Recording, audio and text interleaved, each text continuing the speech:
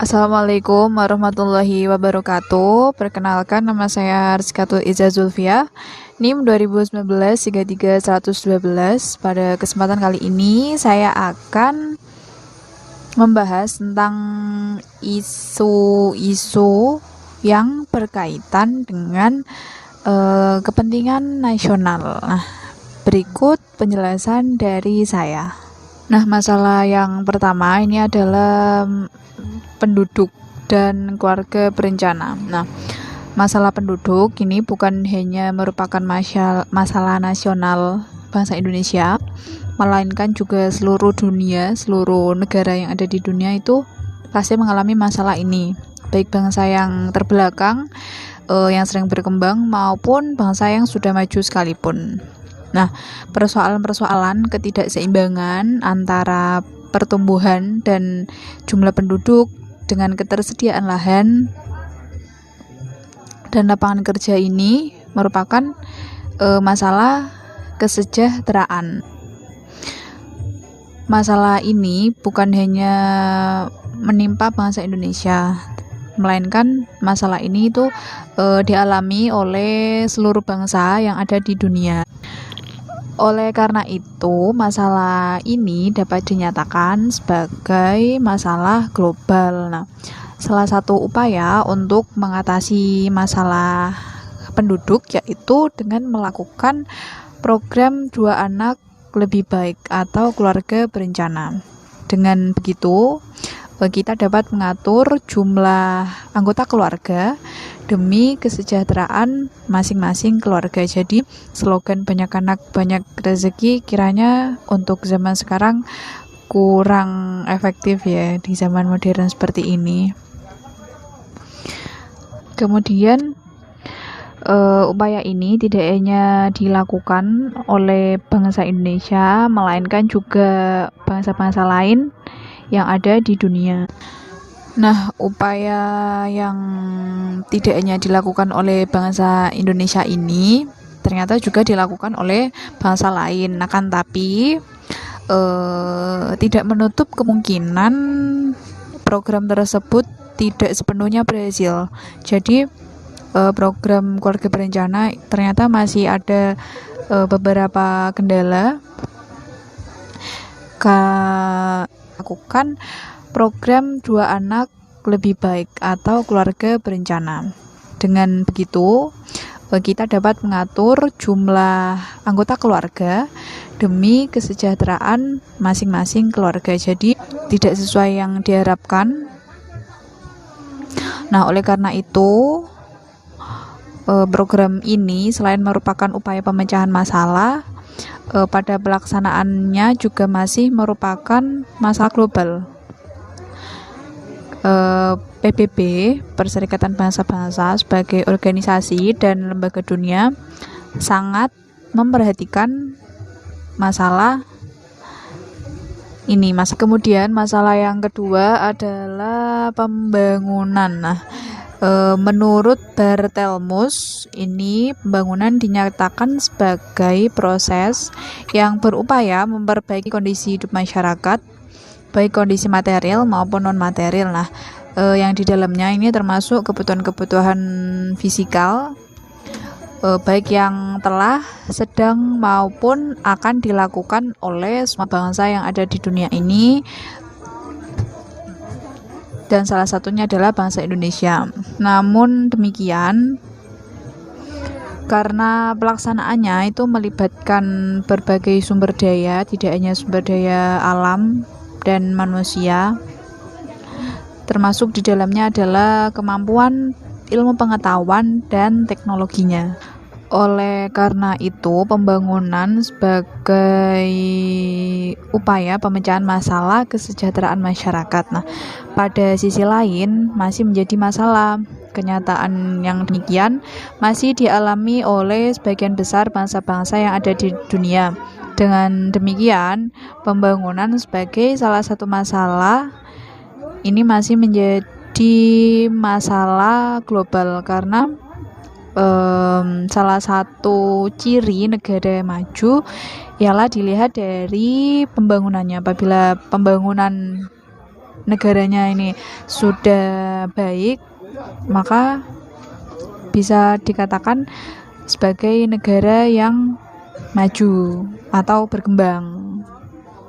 Nah, isu yang terakhir adalah berkaitan dengan presidensi G20. Indonesia secara resmi mengemban tugas sebagai presidensi Group of 20 atau G20, merupakan estafet kepemimpinan dari forum global tersebut. Nah, itu telah resmi diteruskan oleh Indonesia pada masa pemerintahan Presiden Joko Widodo pada saat beliau menghadiri konferensi tingkat tinggi atau KTT G20 di Roma, Italia pada Minggu 31 Oktober 2021. Indonesia merupakan negara Asia kelima setelah Arab Saudi, Jepang, Cina, dan Korea Selatan yang pernah memegang presidensi G20. Nah, selain itu, Indonesia menjadi salah satu negara ASEAN yang menjadi anggota G20. Sejumlah pihak mempertanyakan manfaat dan relevansi peran Indonesia dalam presidensi G20, terutama terkait dengan manfaat yang bisa didapatkan untuk kepentingan sosial dan ekonomi dalam negeri tentunya.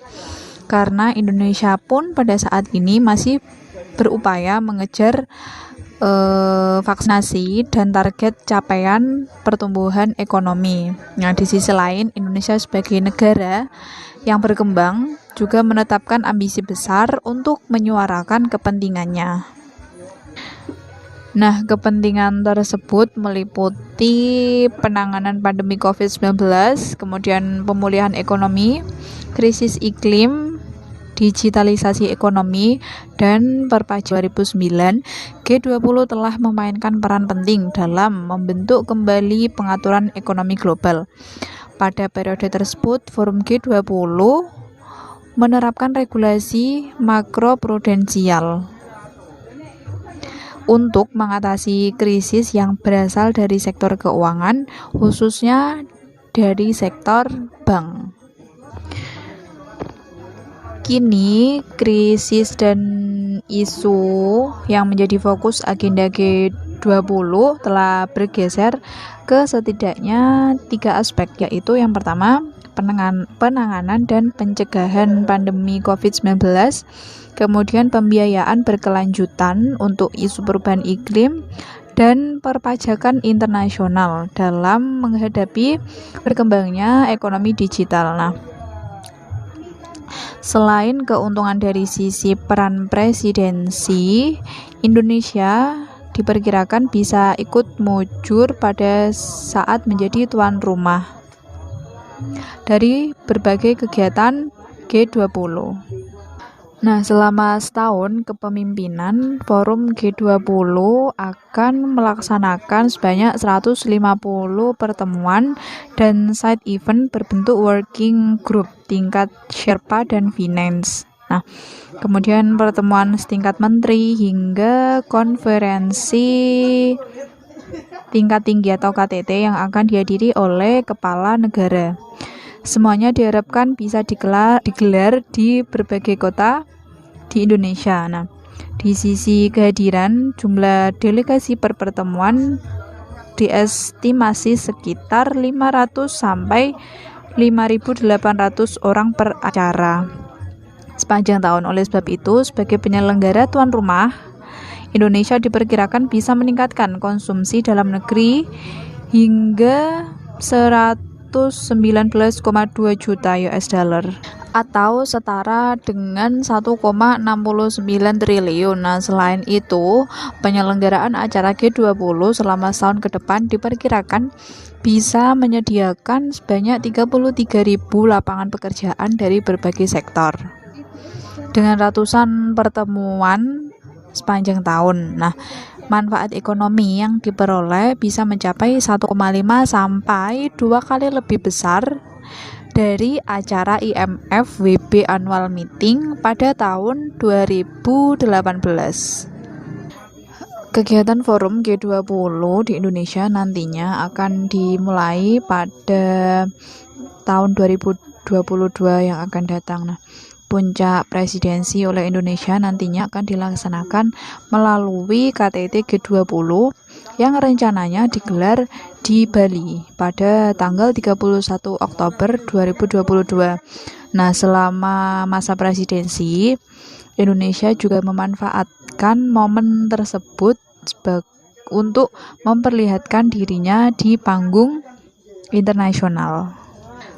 Menurut ekonom UI Universitas Indonesia, Fitra Faisal, melihat kesempatan dalam memimpin G20 selama 1 tahun ke depan harus dimanfaatkan untuk memperlihatkan pemulihan ekonomi di dalam negeri. Nah, hal ini ditunjukkan kepada para investor agar tertarik untuk menanamkan modalnya di Indonesia. Nah, tidak menampik fakta bahwa ajang G20 merupakan informal event atau event yang tidak mengikat, sehingga seringkali dinilai sebagai event sebatas kongko-kongko saja atau sebagai gimmick.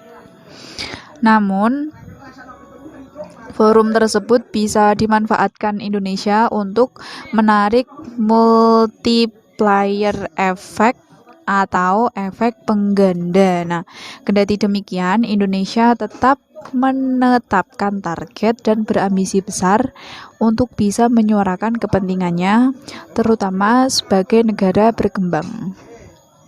Demikian video penjelasan dari saya, isu global yang berkaitan dengan kepentingan nasional. Mohon maaf apabila ada kesalahan. Wassalamualaikum warahmatullahi wabarakatuh.